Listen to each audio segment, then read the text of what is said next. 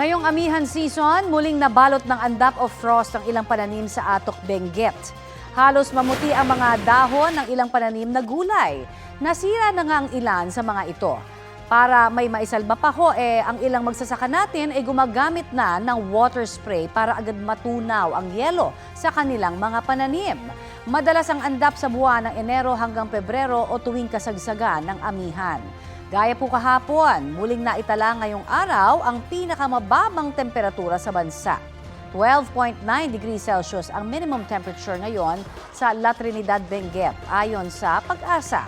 14.8 degrees Celsius naman sa Baguio City, habang 23.8 degrees Celsius dito sa Quezon City. Arestado ang isang tattoo artist sa Valenzuela dahil sa panggagahasa umano sa customer niyang minor de edad. Ang kanyang panig sa balitang hatid ni James Agustin. Isinilbi ng pulisya ang warrant of arrest sa 22 anyos sa tattoo artist. Sa barangay Marulas, Valenzuela, inireklamo ang lalaki ng panggagahasa umano sa minor de edad niyang kliyente.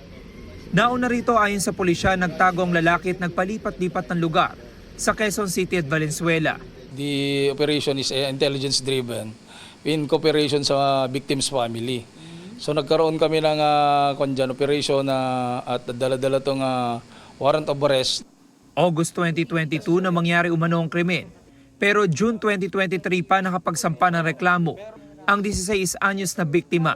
Itong biktima isa sa mga customer niya lagi. So after that siguro nagkaroon ng hindi inaasahang kon at parang yun nga na-rape at sabi parang gang rape pa. So nagpustro yung naisampa yung kaso. At itong accused naman ay siguro hindi niya inaasahan at nabuntis pa itong biktima. Ikatlo sa most wanted persons list ng pulisyang naarestong tattoo artist. Nakakulong siya ngayon sa Valenzuela City Police Station. Hindi ko po ginawa yun. Mahirap po magsabi. Kasi po, hindi lang, dalawa po kami na sinampahan. Nauna nang naaresto ng pulisya ang isa pang lalaki na kapwa akusado ng tattoo artist. James Agustin, nagbabalita para sa GMA Integrated News.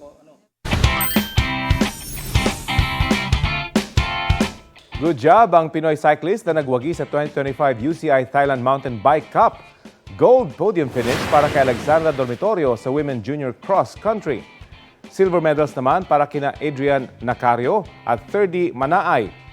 Habang bronze medal para kay John Andre Aguha sa kani-kanilang division sa men's category. Fifth place naman ang nakuha ni Justin Anastasio. Good job din para sa Pinoy Q player na si Michael Bawanan sa CPBA 99 Tournament 2025 sa Hanoi, Vietnam. First runner-up si The Dark Phoenix sa kompetisyon. Nag-champion ang Chinese Taipei player na si Ko Ping-ha sa score na 4-13.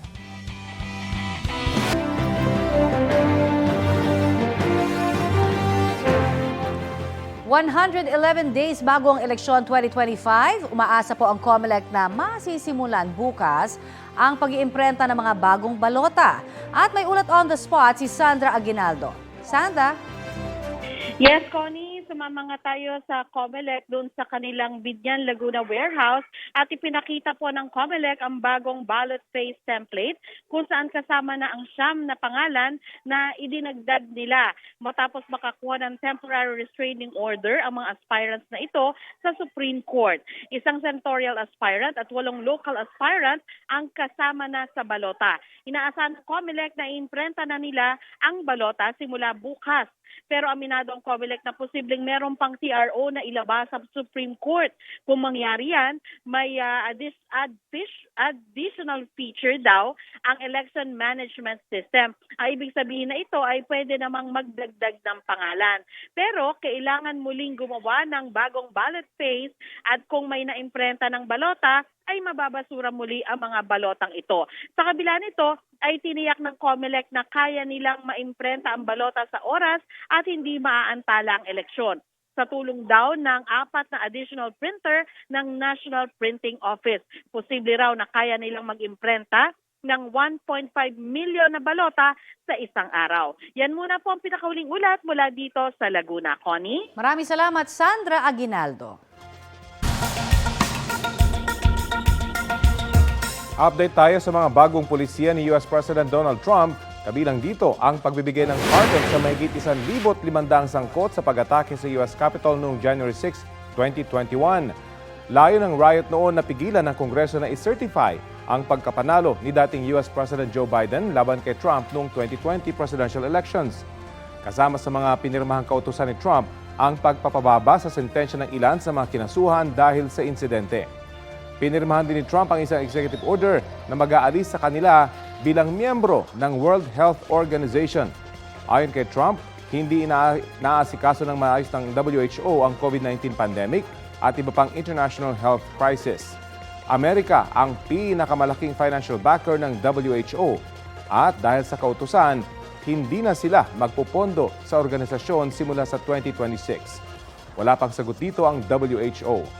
Nag-withdraw din si Trump sa Paris Climate Deal na may layong pigilan ang climate change. Batay sa dokumentong inilabas ng White House, tututok na lang daw ang Amerika sa pagluluwag ng regulation sa produksyon ng langis. Dati nang tinawag ni Trump na isang hoax o peke lang ang global warming. Kabilang din sa mga pinirmahan ni Trump ang pagbabalik sa Cuba sa listahan ng mga bansang itinuturing na sponsor ng terorismo. Isang linggo lang yan matapos itong alisin ni Biden sa listahan. Tinawag naman itong pambabastos at pang-aabuso ng presidente ng Cuba.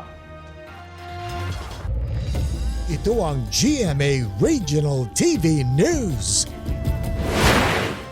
Nahulog sa isang irigasyon ang 8 magkakamag-anak na sakay ng isang tricycle sa Santo Domingo, Nueva Ecija. Base sa investigasyon, natanggal ang tornilyo na nagdudugtong sa sidecar at motorsiklo ng tricycle kaya nahulog ang mga biktima. Sinubukan silang i-rescue ng ilang residente pero nasawi kalaunan ang 3 sakay nito na mga minor de edad at ang 34 anyos na driver na kanila ring kaanak. Patay rin ang 2 residente na kabilang sa mga nag-rescue sa iba pang mga nahulog. Batay sa ilang residente, naging mahirap ang pagsagip sa mga biktima dahil sa lakas ng agos ng tubig at malalim ang irigasyon. Naiuwi naman sa kani-kanilang mga pamilya ang mga labi ng mga nasawi. Natagpo ang patay ang isang babae sa Talisay City sa Negros Occidental. Natagpuan ng pulisya ang bangkay ng biktima sa damuhan sa gilid ng isang kalsada sa Barangay Matabang. Isa sa mga person of interest ang boyfriend ng biktima na kasama raw niya ilang oras bago siya natagpo ang patay. May nakuha ng CCTV footage ang pulisya kung saan nakitang magkaangkas ang magkasintahan pero hindi muna isinapubliko. Sabi raw ng lalaki sa mga pulis, nag-away sila ng biktima kaya umuwi siya ng mag-isa. Patuloy ang investigasyon para matukoy kung sino ang pumatay sa babae. Wala na umanong insidente ng pamimirata sa Asia ayon sa Regional Cooperation Agreement on Combating Piracy. Ang ibang detalye sa ulat on the spot ni Oscar Oida. Oscar? Connie, sa press conference ay dinaos ng Regional Cooperation Agreement on Combating Piracy and Armed Robbery Against Ships in Asia o RICAAP. Sinabi ni Executive Director Krishnaswamy natarahan sa mga nakalipas na panahon, wala na umunong insidente ng piracy sa buong Asian region. Bagamat may ilang insidente daw ng petty theft sa ilang bansa, ito raw ay socio-economic in nature. Nang matanong kung paano na isasagaw ang kooperasyon sa RICAAP, lalo't may mga bansa na may mga magkatunggaling pananaw gaya ng Pilipinas at China. Simple ang naging sagot ng RICAAP. Apolitical daw ang grupo at nakatuon lamang ang kanilang atensyon sa pagsugpo sa piracy at wala ng iba.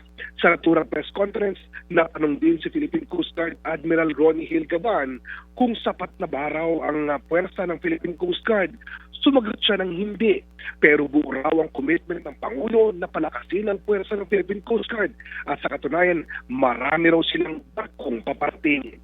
Kasalukuyan nagsasagawa ng cluster meeting sa bansa ang RICAAP at tatagal ito hanggang January 23. Connie? Maraming salamat, Oscar Oida.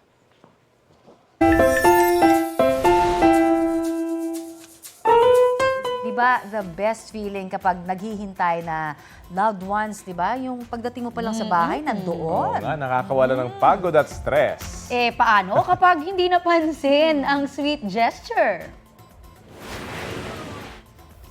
Ayan na, sabi niya, uy. Ayan, emote na lang ang Shih Tzu na si Asher from Pulilan, Bulacan. May pag-stretch pa na parang nasa isang madramang pelikula nga naman. Hindi pa na napansin ng lolang dumating, kaya ang cute na alaga, diretso sa acting. Don't worry, konting buhat at lambing lang daw ang kailangan para suyuin si Asher. Ang best outdoor performance. Mahigit 360,000 na ang views, kaya trending! Ayun naman, ang sweet naman yan talaga. Oo, diba? may pa-stretching nga. Pansinin niyo siya. Ako naman, sabi niya. Mukhang paborito niya si Lola, lalo siguro pag dumarating at bumibisita lang. Talagang humihintay niya. Nagpapakarga yan, o, di ba? Oo, ang saya Kargahin naman. niyo ko, sabi niya. The best talaga ang mga doggy dogs, ano? Correct. Diba? At